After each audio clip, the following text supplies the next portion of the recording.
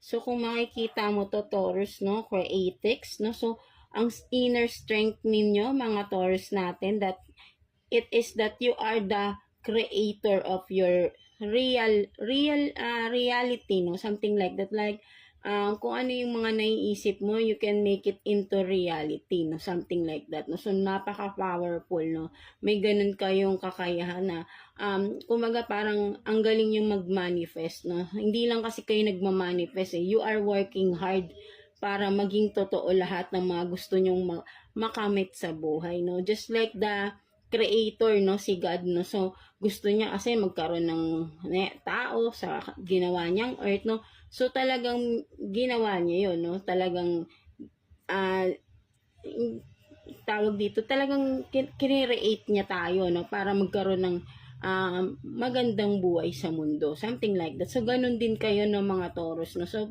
parang hindi kayo titigil hanggat hindi nagiging totoo yung mga nasa isip ninyo, yung mga gusto nyo mangyari sa buhay ninyo, no, mga Taurus natin. So you are this creatics, no, so ayun yung nakikita ko rito na that is your inner strength, no, napaka positive nyo lang na alam nyo na lahat ng gusto nyo ay makukuha ninyo basta sasamahan nyo ng hard work, no, determination, no, something like that, at of course faith sa sarili ninyo na kaya nyong mangyari lahat ng mga, kumbaga parang sa inyo ay nothing is impossible, no, so parang ganun, no, mga Taurus natin, no, so ayun yung nakikita ko rito na inyong inner strength, no, parang basta may ginusto kayo gagawin at gagawin nyo lahat ang para makuha nyo kung ano yung gusto ninyo, no, something like that, no, that is your inner strength, no, mga Taurus natin, no. So let's see what is your possible challenges na paparating for you, mga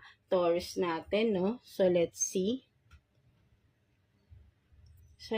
what are the possible challenges na paparating for you, Virgo. So let's see, kuha tayo ng 2 cards here for you.